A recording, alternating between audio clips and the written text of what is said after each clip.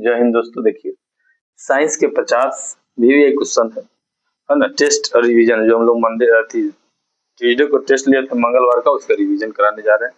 देखिएगा 85 क्वेश्चन का 100 क्वेश्चन दिए थे, जिसमें 50 क्वेश्चन का टेस्ट लाए हैं। देखिए हमारे आंख की दूर बिंदु क्या है। हमारे आंख की दूर बिंदु क्या है? तो आंख का दूर बिंदु है सर अनगिनत।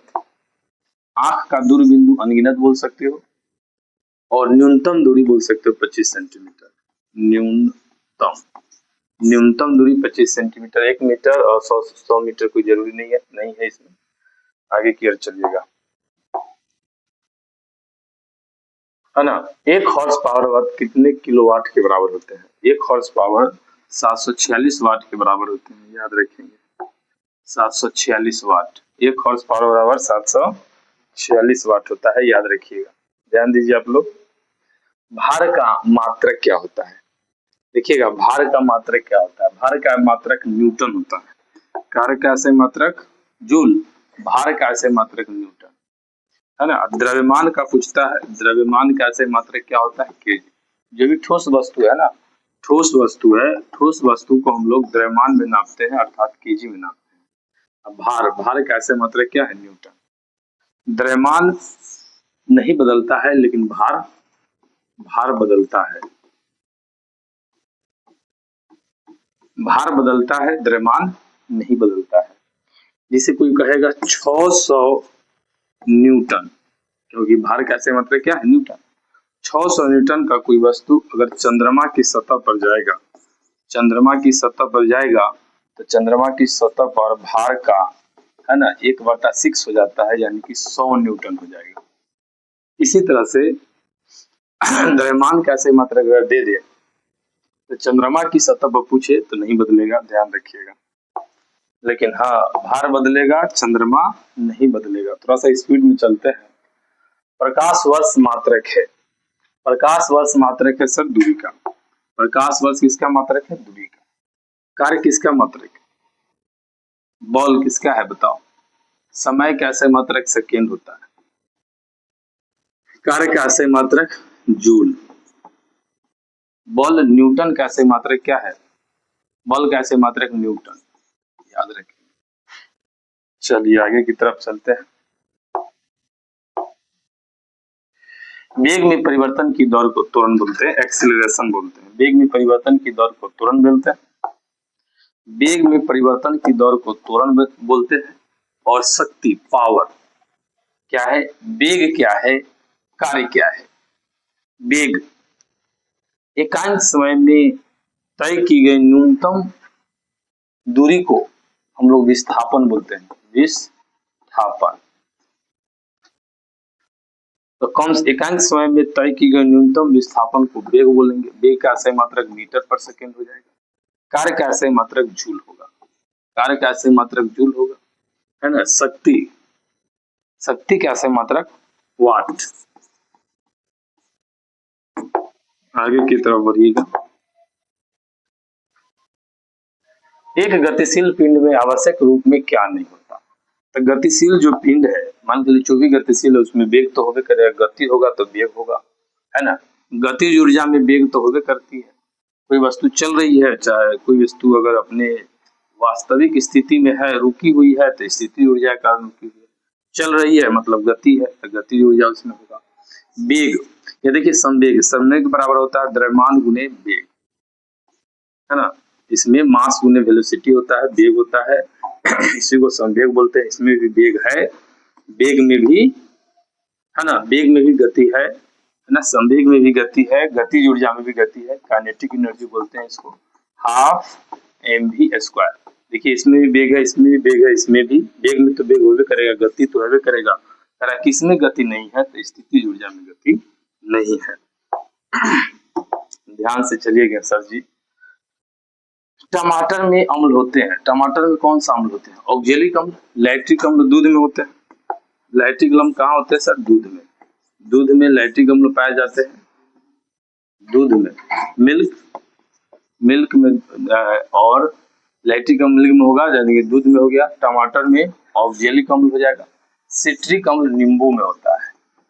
नींबू में सिट्रिक अम्ल, HCl जो होता है ना, ये पेट में होता है, पेट बोलो उधर बोलो, इसको बोलते हैं हाइड्रोक्लोरिक एसिड, हाइड्रोक्लोरिक अम्ल, ये पेट में होता है।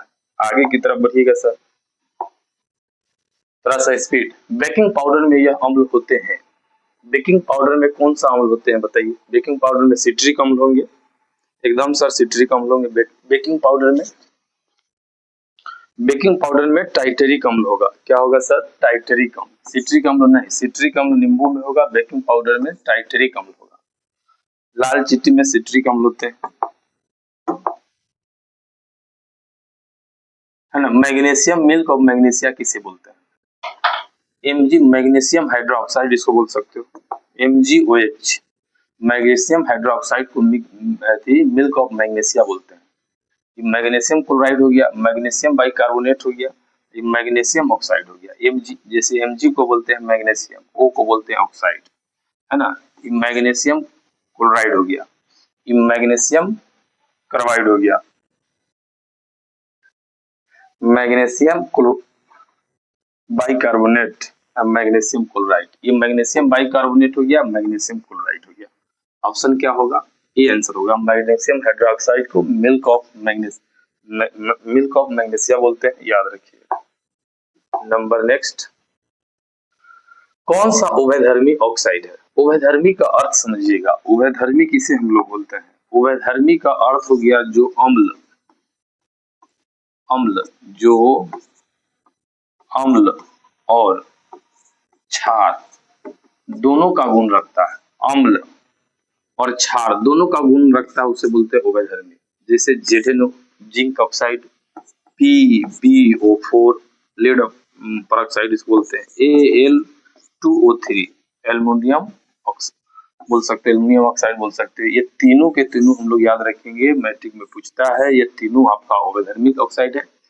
मैग्नीशियम हाइड्रोक्साइड, नाइट्रोजन ऑक्साइड हो गया, कार्बन डाइऑक्साइड हो गया, CO2, याद है आप लोग को।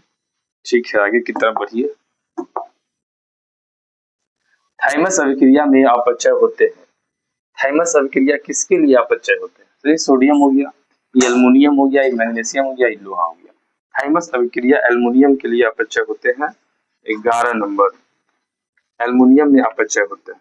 इसमें अपचय होते हैं सर, एल्युमिनियम में, याद रखेंगे। थाइमस अभिक्रिया एल्युमिनियम में अपचय होते हैं। एल्युमिनियम की परमाणु संख्या बोल सकते हो 13, 27, मैग्नीशियम का 12, 24 होता है, लोहा का 26, 56 होता है ना। लोहा का परमाणु संख्या 26, परमाणु द्रव्यमान 56, सोडियम का 11, 23 होता है, ध्यान रखिएगा आप लोग। नंबर नेक्स्ट, सिनेबार जिसको Hg पारा हम लोग बोलते हैं, इस तरह से प्राप्त होते हैं। किस तरह से प्राप्त होते हैं? अपघटनीय से, निष्पादन से, अपचयन से या भंजन से? मेरे ख्याल से भंजन विधि आंसर है, ये भंजन ही होगा। ऑप्शन नंबर डी होगा इसका आंसर, भंजन विधि द्वारा। किस विधि द्वारा सर? भंजन विधि द्वारा। किस विधि द्वारा? भंजन विधि द्वारा जो है ना, सिनेबार इसको पारा बोलते हैं, इस तरह से प्राप्त होते हैं। सिनेबार पारा जो प्राप्त होते हैं Hg, वो भंजन विधि द्वारा प्राप्त होते हैं, याद रखेंगे हम लोग। चलिए नेक्स्ट, नेक्स्ट किस एक का मतलब धात्विक गुण सबसे ज्यादा है? धात्विक गुण सोडियम, सोडियम नहीं है सर, पोटेशियम है। पोटेशियम का धात्विक गुण ज्यादा होगा। मैग्नीशियम है ना, सोडियम है, और ये कैल्शियम है। पोटेशियम का धात्विक गुण ज्यादा होगा, सबसे ज्यादा पोटेशियम का धात्विक गुण होगा। चलिए 14 नंबर की ओर हम लोग बढ़े, याद रखिएगा आप लोग, इस सब आता है। कौन सा त्रिसंयोजक ऋण आयन है? त्रिसंयोग जैसे सल्फोस्फेट, है ना, नाइट्राइट, सल्फाइड, सल्फेट। नाइट्राइट त्रि बोलते हैं, नाइट्राइट में होता है ना, त्रिसंयोजक, याद रखिएगा। नाइट्राइट त्रिसंयोजक होते हैं। सल्फाइड, सल्फेट, SO4 के नाम से जानते हैं हम लोग इसको। नेक्स्ट, साइको एल्केन का रासायनिक सूत्र क्या है? साइको एल्केन है, देखिए बात को समझिएगा, क्वेश्चन घुमा घुमा के पूछता है। एल्केन के देखिए हम आपको बताएंगे, का, की, तब के, पहले का आएगा, तब की आएगा, तब की आएगा। इस तरह से हम लोग बोल सकते हैं एल्काइन, तब होगा एल्कीन, तब होगा एल्केन। समझिएगा, इसका सूत्र होगा CnH2n-2। पहले माइनस करेंगे तब कुछ नहीं, तब इसमें 2 रुपया जोड़ देंगे। CnH2n सिर्फ रहेगा, क्योंकि देखिए -2 में 2 जोड़े तो +2 आया, मतलब हट गया। इसके बाद CnH2n+2। पहले देखिए -2 की, तब कुछ नहीं किए, तब +2 किए, है ना। -2 कुछ ना, +2, पहले का, तब की, तब के। इस तरह से हम लोग याद रखेंगे। का, की, के है एल्केन है, तो CnH2n+2 आंसर। ये क्या हो जाएगा? एल्काइन, नहीं एल्कीन। ये क्या हो जाएगा? एल्काइन। का हो जाएगा, इक्के हो जाएगा, इक्के हो जाएगा। इसके बाद चलिएगा सर, अपमार्जक के अणु का सिर और पूंछ क्रमशः होते हैं। जो भी अपमार्जक है उसके अणु, देखिए जो भी अपमार्जक के अणु, पहले बोला है सिर, क्या बोला है सर? सिर। सिर को हम लोग बोलते हैं रागी। सिर को हम लोग क्या बोलते हैं? रागी। आप पूंछ को बोलते हैं विरागी। तो रागी और विरागी आंसर ऑप्शन नंबर डी, याद रखिएगा। अपमार्जक के सिर को बोलते हैं रागी, है ना। पूंछ को बोलते हैं विरागी। तो पहले रागी तब विरागी, इसलिए क्योंकि पहले सिर बोला है तब पूंछ बोला है। तो पूंछ को, अपमार्जक को हम लोग रागी बोलेंगे, अपमार्जक के सिर को रागी बोलेंगे और पूंछ को विरागी बोलेंगे। इस तरह से आप याद रख सकते हैं। ध्वन सोडा का खुली हवा में क्यों नहीं रखा? मतलब ध्वन सोडा को खुली हवा में रखने पर प्राप्त होते हैं। तो ध्वन सोडा आप समझते हैं, एस सोडा बोल सकते हो, एस सोडा एस बोल सकते हैं। ध्वन सोडा को अगर हम खुले हवा में रख दे तो सोडा एस प्राप्त होगा। 17 का बी आंसर होना चाहिए। हाँ, 17 का बी सोडा एस बोलते हैं इसको। इस सोडियम हाइड्रोक्लोराइड हो गया, सोडियम हाइड्रोक्लोराइड, है ना। सोडियम बाइकार्बोनेट इसको बोल सकते हो, NaHCO3, सोडियम बाइकार्बोनेट। इसको खाने वाला सोडा भी बोलते हैं, सोडियम बाइकार्बोनेट। इसको बोलते हैं सोडियम बाइकार्बोनेट। एक खाने वाला सोडा है, खाने वाला, जो बाजार में मिलता है, खाने वाला सोडा, जो आप मिठाई उठाई में डाल के बनाते हैं। NaHCO3 सोडियम, है ना, सोडियम कार्बोनेट इसको बोल सकते हैं। Na2CO3 × 2H2O, ये जल के साथ क्रिया कर बनाता है। आगे की तरफ बढ़िए सर। कार्बन का वह अपरूप जो प्रकृति में ठोस अवस्था में पाया जाते हैं। कार्बन का वह अपरूप खोजना है जो प्रकृति में ठोस अवस्था में। बताए होंगे कि सबसे ठोस पदार्थ कौन है? हीरा सर। पूरे ब्रह्मांड में सबसे ठोस पदार्थ कौन है? हीरा। तो ये कार्बन का अपरूप भी है हीरा, जो प्रकृति में ठोस भी है। पूछेगा कार्बन का अपरूप कौन है? हीरा। और ठोस पदार्थ कौन है? हीरा, है ना। इस तरह से कार्बन का अपरूप तो ग्रेफाइट भी है, लेकिन कंडीशन इसमें 2 क्वेश्चन है, अपरूप हो और प्रकृति में ठोस हो। कार्बन का अपरूप, कार्बन का ग्रेफाइट बोल सकते हो। कार्बन, कार्बन का अपरूप ग्रेफाइट भी है और हीरा भी है ना। लेकिन अपरूप होने के साथ साथ कठोर कौन है? सर हीरा, है ना। कार्बाइड कुछ नहीं है, फ्लोरीन जो है ना, आप जानते हैं, ये अधिक आयक्स है। आगे की तरफ बढ़िए। फ्लोराइड का आयक्स फ्लोरीन हम लोग बोलते हैं, इसको बोलते हैं फ्लोराइड। फ्लोराइड, फ्लोराइड का आयक्स है सर। नेक्स्ट, नेक्स्ट की ओर बढ़िए। 19 नंबर, निम्नलिखित में से कौन सा उत्कृष्ट धातु नहीं आते हैं? उत्कृष्ट धातु के रूप में नहीं आते हैं, जैसे गोल्ड, सिल्वर, मरकरी, सोडियम, है ना। उत्कृष्ट के रूप में नहीं आते। सोडियम नहीं आएगा, आना चाहिए। 19 के डी, सोडियम ही। गोल्ड उत्कृष्ट गैस के रूप में आएगा। गोल्ड सोना होता है। निम्नलिखित में से कौन सा उत्कृष्ट धातु, तो गैस नहीं है सर, धातु नहीं है। तो देखिए ये उत्कृष्ट धातु है गोल्ड, AU सोना, है ना। AG चांदी होता है, इसको हम लोग बोलते हैं चांदी, इसको बोलते हैं सोना। सोना का सूत्र, है ना, ये संकेत हो गया AU, चांदी का AG हो गया, है ना। सिल्वर का आप जानते हैं, ये सिल्वर चांदी को बोलते हैं। मरकरी पारा Hg को बोलते हैं, है ना। और ये सोडियम आप जानते हैं ना, सोडियम Na, जिसको मिट्टी के तेल में डुबा कर रखते हैं, क्योंकि ये वायु के संपर्क में आता है तो जलने लगता है। समझे, थोड़ा सा ध्यान रखना है इसको। तो इसमें उत्कृष्ट धातु नहीं है तो सोडियम। लास्ट में म होने के साथ भी धातु नहीं, धातु का गुण है लेकिन उत्कृष्ट धातु नहीं है। अच्छा क्वेश्चन है, आगे की तरफ बढ़िएगा सर। सबसे भारी धातु का नाम बताइए। सबसे भारी धातु तो आपको बहुत बढ़िया से याद किया, सबसे भारी ओस्मियम। पूरे ब्रह्मांड में सबसे बड़ा भारी धातु कौन है? ओस्मियम। हल्का कौन है बता दीजिए। हल्का हो गया, बताइए। लिथियम, लिथियम, है ना। Li 3 7, परमाणु संख्या 3, परमाणु द्रव्यमान 7, लिथियम, Li इसको बोलते हैं। है ना, रेडॉन, सीजियम, ये सब रेडियम नहीं, ये सब नहीं है, लेकिन सबसे भारी है ओस्मियम, हल्का है लिथियम, याद रखिएगा sir. Number next,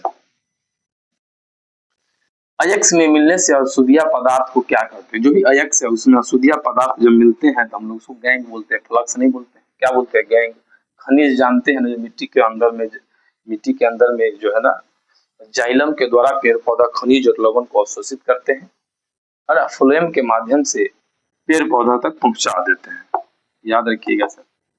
number next, anthracite कोयला में कार्बन की मात्रा होगी। एंथ्रासाइट कोयला का सबसे उच्चतम कोयला है एंथ्रासाइट, और सबसे खराब कोयला कौन है सर? पीट कोयला। आप जानते हैं एंथ्रासाइट जो है ना, कोयला का उच्च कोटि है, उच्च कोटि।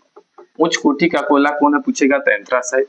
निम्न कोटि का कोयला कौन है? पीट कोयला। सबसे खराब कोयला कौन है? पीट कोयला। और सबसे अच्छा कोयला कौन है? एंथ्रासाइट। ये कार्बन का अवरोध भी होते हैं, लेकिन इसमें कितना परसेंट होगा कार्बन की मात्रा? आप बोल सकते हो 85% से अधिक, 85 से अधिक परसेंट बोल सकते हो। ऑप्शन नंबर डी 22 का।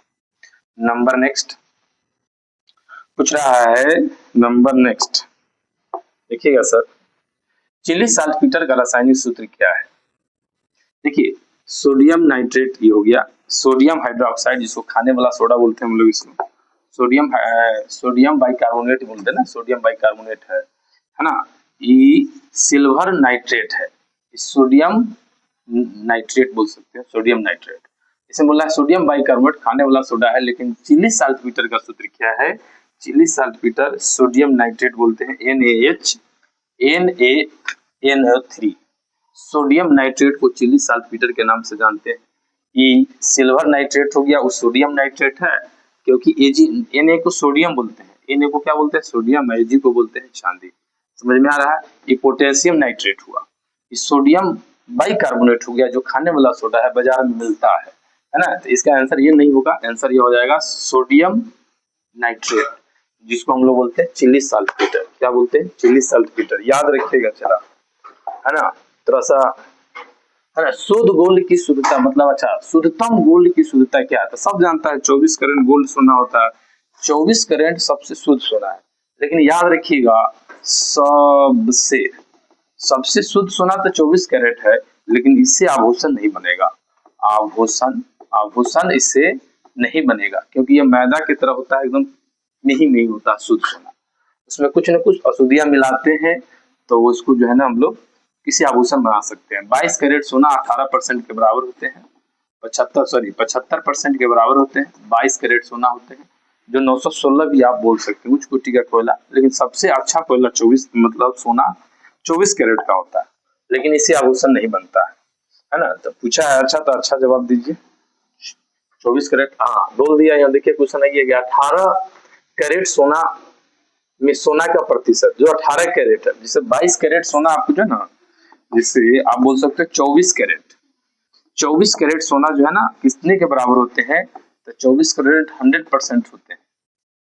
24 कैरेट में 100% सोना हो गया, है ना। और इसमें बोला 18% सोना वह कितने कैरेट के बराबर होगा? तो 18 जो है ना 75% के बराबर होते हैं। पिछले बार क्वेश्चन में बताया आपको। नंबर नेक्स्ट, चलिए स्पीड में 25 क्वेश्चन और बचा हुआ, चलिए आधा हो गया। लोहा का सबसे शुद्ध रूप क्या है? पिटवा लोहा, जानते हैं। स्टील आप जानते हैं क्या होता है? लोहा का सबसे शुद्ध रूप क्या है? लोहा का सबसे शुद्ध पिटवा लोहा, याद रखिएगा। कौन लोहा है सर? पिटवा। ढलवा लोहा नहीं, कभी कभी कंफ्यूजन में ढलवा लोहा ऑप्शन दे देता है, याद रखिएगा पिटवा लोहा। धोआन सोडा, धोने वाला सोडा का रासायनिक सूत्र क्या है? इसे सोडियम बाइकार्बोनेट, ये खाने वाला सोडा है, जो हम बाजार में मिलता है, मिठाई उठाई बनाते हो, सोडा ले आते हो खरीद कर, है ना। ये जो है सोडियम हाइड्रोक्साइड है, बाजार में मिलता है। बेकिंग सोडियम बाइकार्बोनेट बोलते हैं, खाने वाला सोडा। सोडियम कार्बोनाइट हो गया, पोटेशियम कार्बाइड हो गया, सोडियम NaOH हो गया, सोडियम हाइड्रोक्साइड। ये हो गया NaOH, सोडियम हाइड्रोक्साइड, यही है सर धोन सोडा। इसी को हम लोग धोन सोडा के नाम से जानते हैं। क्वेश्चन नंबर है 27 है। चलिए आगे बढ़े sir. Number next,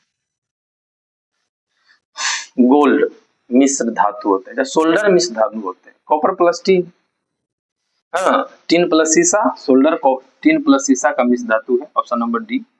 option number D, tin plus शीशा। एसएन को टीन बोलते हैं, पीबी को शीशा बोलते हैं। ये कॉपर हो गया, ये जिंक हो गया, ये टीन हो गया, ये जिंक हो गया, ये कॉपर हो गया, ये टीन हो गया। टीन प्लस शीशा को बोल सकते हो आप लोग, याद रखिए, है ना। ये आपको बोलते हैं सोल्डर मिश्र धातु है टीन और शीशा का। आवर्त सारणी में उदर्ग स्तंभ को क्या बोलते हैं? देखिएगा, आवर्त सारणी में उदग्र रेखा जो होते हैं ना, ये वर्ग कहलाते हैं। इसकी संख्या 18 होती है। इसकी संख्या क्या होती है? 18। क्षैतिज लाइन इसको बोलते हैं, क्षैतिज लाइन को आवर्त बोलते हैं। इसकी संख्या 7 होती है। बहुत पूछता है वर्ग और आवर्त, तो उदग्र रेखा को हम लोग वर्ग बोलते हैं और क्षैतिज रेखा को आवर्त बोलते हैं। क्षैतिज रेखा को आवर्त बोलते हैं। अपरूपता कुछ नहीं है, इनमें से कोई ऑप्शन कोई डिफरेंट नहीं। चलिए आगे बढ़िएगा। हीलियम कैसे तत्व है? हीलियम अक्रिय गैस होगा ना सर, अक्रिय, उदासीन है, क्रियाशील है, सक्रिय है, उदासीन है। तो उदासीन आप जानते हैं जल, H2O को हम लोग उदासीन बोल सकते हैं। ये उदासीन है, इसका pH मान 7 के बराबर है। H2O जिसको जल बोलते हैं, जल, ये उदासीन होते हैं, है ना। ये बोला हीलियम, हीलियम अक्रिय गैस है सर, He, हीलियम। हेलिना करो रब से फरियाद, हेलिना करो रब से फरियाद, ये अक्रिय गैस बोलते हैं। Helium, lithium, sodium, potassium, rubidium, एसिडियम, फ्रांसिनियम। ये हीलियम हो गया जो ना आपको अक्रिय गैस, जिसको शून्य वर्ग भी इसको बोलते हैं, शून्य वर्ग भी बोलते हैं, शून्य वर्ग इसको बोलते हैं हम लोग अक्रिय गैस को, है ना। हेलिना करो रब से फरियाद, है ना। बेटा मांगे कार, स्कूटर, बाप राजी। चाहे बेटी मांगे कार, स्कूटर, बाप राजी। अभी नया युग चल रहा है सर, इसे इस तरह से आप याद कर सकते हैं। क्षारीय मृदा धातु इसको बोलते हैं, इसको क्षारीय धातु बोलते हैं, है ना। क्षारीय धातु, क्षारीय मृदा धातु, अक्रिय गैस हीलियम हो गया। चलिए आगे की तरफ बढ़े। कुछ कुछ हो सकता है। निष्क्रिय गैस क्या है? हीलियम निष्क्रिय बोलो, अक्रिय बोलो, इसे शून्य वर्ग बोलो। हीलियम हो गया He, हीलियम, हीलियम 2 4, ये हो गया हाइड्रोजन 1 1, है ना। ये ऑक्सीजन गैस हो गया, ये हाइड्रोजन गैस हो गया H2, CO2 कार्बन डाइऑक्साइड, जो वातावरण में 78% कार्बन डाइऑक्साइड नहीं सर, गलत है। नाइट्रोजन 78% पाया जाता है सर, ये कार्बन डाइऑक्साइड नहीं। कार्बन डाइऑक्साइड 0.03%, कभी कभी कंफ्यूजन के लिए जा लेता है 0.003%, ये कभी नहीं होगा, ये कोई 0.3 होता है, याद रखिए। कार्बन डाइऑक्साइड 0.03%, है ना। ऑक्सीजन क्या परसेंट सर? 21%, नाइट्रोजन 78%, याद रखेंगे सर। Number next. आवर्त सारणी के किसी वर्ग में ऊपर से नीचे जाने पर तत्व का धात्विक गुण, देखिएगा आवर्त सारणी में क्या क्वेश्चन बोला है सर, गौर से देखिएगा। आवर्त सारणी में आवर्त सारणी में वर्ग में ऊपर से नीचे जाए, ऊपर से नीचे जाइएगा, ये वर्ग होता है आवर्त सारणी में। वर्गों की संख्या, वर्ग की संख्या 18 होती है और आवर्त की संख्या 7 होती है ना। आवर्त की संख्या 7 होती है, समझ में आ रहा। इससे पहला आवर्त में पूछता है 2, दूसरा आवर्त में 8, तीसरा आवर्त में 8, चौथा आवर्त में क्या होता है 2 8 8 18, पांचवा में हो जाएगा 18, छठा में हो जाएगा 32, सातवां में क्या हो जाएगा 32 प्लस अधूरा, है ना, अधूरा। ये आवर्तों की संख्या है, कितनी की संख्या है? आवर्त की संख्या। ध्यान से देखिएगा, तो पूछ रहा है आवर्त सारणी में, आवर्त सारणी के किसी वर्ग में ऊपर से नीचे जाने पर तत्व की धात्विक गुण क्या होती है? बढ़ती है। ऊपर से नीचे जाइएगा तो तत्व की धात्विक गुण क्या होगा? बढ़ेगा। और बाएं से दाएं तरफ जाइएगा तो धात्विक गुण घटेगा। समझ गया? नेक्स्ट की ओर बढ़िएगा सर। क्वेश्चन, अब आवर्त सारणी के शून्य समूह को क्या बोलते हैं? शून्य समूह को अक्रिय गैस बोलते हैं, जिसे helium, neon, argon, ketone, जेडॉन, radon, ये सब अक्रिय गैस है। शून्य वर्ग के नाम से भी इसे हम लोग जानते हैं, है ना। अक्रिय गैस हीलियम He2 इसका परमाणु संख्या कार्बन डाइऑक्साइड है, समझते हैं। कार्बन डाइऑक्साइड 0.03% होता है ना। ये क्लोरीन गैस है। ये आपका हाइड्रोजन का खोज हेनरी कैवेंडिश ने किया था। इसकी परमाणु संख्या 1 और परमाणु द्रव्यमान 1 है। आगे की ओर बढ़िए। निम्नलिखित में से कौन सा सबसे अधिक अभिक्रियाशील धातु है? सबसे अधिक अभिक्रियाशील कौन है? पारा, Hg। याद रखिएगा, पारा सबसे अधिक अभिक्रियाशील है। इसे कॉपर भी बोल सकते हो, चांदी है और एल्युमिनियम है। चांदी होना चाहिए आंसर, सबसे अभिक्रियाशील धातु कौन है? सबसे अभिक्रियाशील धातु कौन मानेंगे हम लोग? चांदी। चलिए नेक्स्ट अगला क्वेश्चन नंबर नेक्स्ट आगे की ओर बढ़िएगा। हीलियम हीलियम की परमाणु के 72 कक्षा में, देखिए लिखा हुआ हीलियम के, सर हीलियम के परमाणु के 72 कक्षा में कितने इलेक्ट्रॉन? अच्छा हीलियम हीलियम He 2 4 होता है, इसके परमाणु 72 कक्षा में 2 इलेक्ट्रॉन, कोर इलेक्ट्रॉन भी 2 होगा, संयोजकता भी 2 होगा, संयोजी इलेक्ट्रॉन भी 2 होगा, सब 2 होगा। इसका इलेक्ट्रॉनिक कॉन्फ़िगरेशन पढ़िएगा इकोनॉमिक्स सॉरी राजनीति है ना, रसायन विज्ञान में, तब समझ में आएगा। आगे की ओर बढ़िएगा। पौधे में पादप जनन के भाग में व्यवस्थित क्रम क्या है? 2 क्रम में व्यवस्थित होते हैं पौधे के पादप जनन भाग, 2 क्रम में व्यवस्थित होते हैं, आप ध्यान रखिएगा। नंबर नेक्स्ट है ना, 2 मादा और नर होते हैं। निम्नलिखित में से कौन सा विटामिन हार्मोन की तरह कार्य करता है? अब देखिएगा ध्यान से, कौन सा विटामिन जो है ना हार्मोन की तरह कार्य करता है? Vitamin D. Vitamin D hormone की तरह कार्य करता है। इसको हम लोग बोलते हैं, हार्मोन को बोलते हैं रासायनिक दूत, रासायनिक दूत। ये रासायनिक दूत है, ये हार्मोन को रोग प्रतिरोधक क्षमता को बढ़ाता है, इसे हम रासायनिक दूत कहते हैं। विटामिन सी जानते हैं, एस्कॉर्बिक एसिड खट्टे फल में पाए जाते हैं या खट्टे वस्तु में पाए जाते हैं vitamin C. Vitamin B1 B3 B3 ये सब पाए जाते हैं। विटामिन ई है ना, विटामिन ई जो है ना अंकुरित पदार्थ, अंकुरित जो है ना, अंकुरित जैसे चना का अंकुरित, ये ऐसी जो हो गया, अंकुरित पदार्थ में विटामिन ई पाए जाते हैं। योग योग योग क्या बोलते हैं इसको? अंकुरित पदार्थ में पाए जाते हैं, और अंकुरित पदार्थ में पाए जाते हैं, और जो है ना इसका रोग प्रतिरोधक क्षमता को बढ़ाता है, और संक्रामक क्रिया में, और शायद नेक्स्ट रोग प्रतिरोधक क्षमता, यौन प्रजनन क्षमता को बढ़ाता है। इसे 5 जगत में वर्गीकरण के अनुसार बैक्टीरिया किस में आते हैं? तो बैक्टीरिया जो है ना मोनेरा जगत के अंतर्गत आते हैं। बैक्टीरिया, कवक, फंगस ये सब मोनेरा जगत के अंतर्गत आते हैं। कवक को इंग्लिश में हम लोग फंगस बोलते हैं। प्रोटिस्टा पादप जगत में पेड़ पौधा आते हैं। 5 जगत में वर्गीकरण के अनुसार में जीव जगत को 5 जगत में आर्य सेक्टर नामक वैज्ञानिक ने विभाजित किया था, जिनसे अनुसार बैक्टीरिया को किस जगत में हम लोग रखे? मोनेरा जगत में। किस जगत में? मोनेरा जगत में रखे। निम्न में से कौन सा उत्तक है? तब जानते हैं रक्त एक तरल संयोजी उत्तक है। रक्त जो है ना तरल तरल संयोजी संयोजी संयोजी उत्तक है। रक्त तरल संयोजी उत्तक। अंदाज से नहीं, ब्रिक समझते हो? ब्रिक बोलो, गुर्दा बोलो, ब्रिक बोलो, गुर्दा बोलो, किडनी बोलो, ये सब जो है ना एक ही चीज का नाम है। ब्रिक, गुर्दा, किडनी ये सब जो है ना स्तनधारी चीज में 2 पाए जाते हैं। फेफड़ा जो है ना रक्त को क्या करता है? छानता है, छानता है, और किडनी रक्त को क्या करता है? शुद्ध करता है। मनुष्य में कितने किडनी होंगे? 2। नंबर नेक्स्ट स्तनधारी भी बोल सकते हैं, स्तनधारी में 2 होंगे करे। नेक्स्ट सर देखिएगा ध्यान से, निम्न में से कौन सी एक ग्रंथि जठर ग्रंथि नहीं है? जठर ग्रंथि नहीं है। कार्डियन, पाइनियल, लारियन, ये लार ग्रंथि जठर ग्रंथि नहीं है। ये मुंह में पाए जाते हैं। एंजाइम की सहायता से भोजन को पचाने में मदद करता है। ट्राइलिन, लाइटेज सब लार में पाया जाने वाला एंजाइम है। नंबर नेक्स्ट प्रोकैरियोटिक तथा यूकैरियोटिक दोनों में पाए जाने वाले कोशिका कौन है? प्रोकैरियोटिक हो चाहे यूकैरियोटिक हो, दोनों में पाए जाने वाले कोशिका कौन है? राइबोसोम। ये प्रोकैरियोटिक और यूकैरियोटिक दोनों में पाए जाते हैं राइबोसोम, है ना। कोशिका का फैक्ट्री बोलते हैं इसको, कोशिका का फैक्ट्री। फैक्ट्री कोशिका का फैक्ट्री राइबोसोम को। केंद्र का खोज रॉबर्ट ब्राउन ने किया था, आप समझते हैं। सेंट्रोसोम सब क्या देख लीजिएगा। नंबर नेक्स्ट माइकोप्लाज्मा में क्या नहीं पाया जाता? माइकोप्लाज्मा में कोशिका भित्ति नहीं पाया जाता सर। माइकोप्लाज्मा में क्या नहीं पाया जाता? कोशिका भित्ति। कोशिका भित्ति माइकोप्लाज्मा में नहीं पाया जाएगा। राइबोसोम पाया जाएगा, कला पाया जाएगा, डीएनए पाएगा, लेकिन कोशिका भित्ति नहीं पाया जाता है माइकोप्लाज्मा में। देखिएगा पादप में सहायक लैंगिक लक्षण को बढ़ावा देता है। जो लैंगिक लक्षण में मादा में, समझिएगा ये मादा में जो लैंगिक लक्षण को बढ़ावा देता है, लैंगिक लक्षण को बढ़ावा देता है एस्ट्रोजन हार्मोन। कौन हार्मोन? महिलाओं में मतलब लैंगिक लक्षण को बढ़ावा देता है एस्ट्रोजन हार्मोन। प्रोजेस्टेरोन, एस्ट्रोएस्ट्रोजन ये सब पुरुष हार्मोन है। टेस्टोस्टेरोन हार्मोन के कारण पुरुषों में मूछदारी निकलता है ना। एस्ट्रोजन हार्मोन महिला के लैंगिक लक्षण को बढ़ावा देता है। टेस्टोस्टेरोन ये सब पुरुष हार्मोन है, ध्यान रखिएगा। नंबर नेक्स्ट निम्नलिखित में से कौन सा जीवाणु जनित रोग है?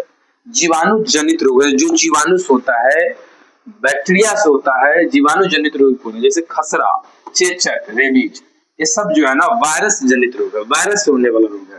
जिसे बोलते हैं चेचक, जिसको बोलते हैं हिंदी में माता, माता हो गया तो लोग कहता है घर में मत जाओ फैल जाएगा।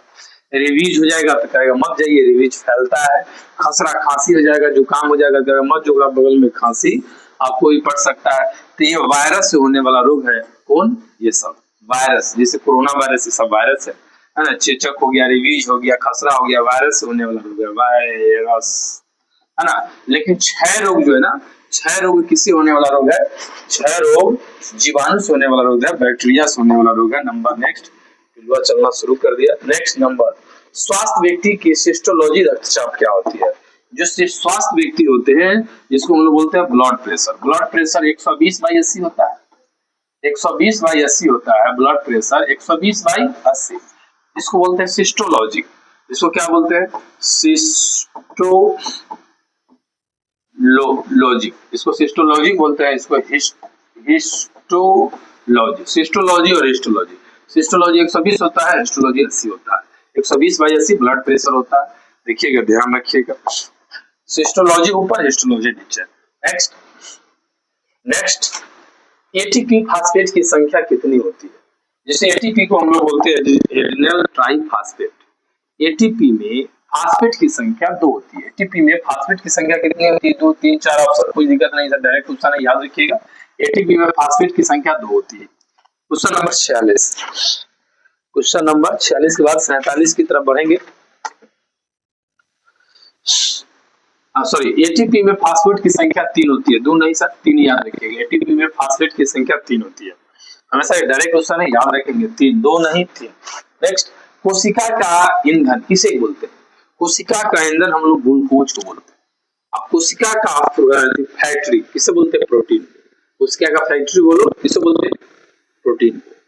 फैक्ट्री, फैक्ट्री, कोशिका का फैक्ट्री, कोशिका का फैक्ट्री हम लोग प्रोटीन को बोलते हैं, और कोशिका का ईंधन ग्लूकोज को बोलते हैं। ग्लूकोज का सूत्र होता है C6H12O6। वसा आप जानते हैं, तेल, घी, मक्खन, बादाम, ये फैट खाने से मोटापा बढ़ता है, वसा बढ़ता है, ध्यान रखिएगा। इसको थोड़ा सा बच के रहिएगा मोटापा से। निम्नलिखित में से कौन सा मनुष्य का एक उत्सर्जित अंग नहीं है? क्वेश्चन कहा है कि मनुष्य का उत्सर्जित अंग नहीं है जो उत्सर्जित करता है।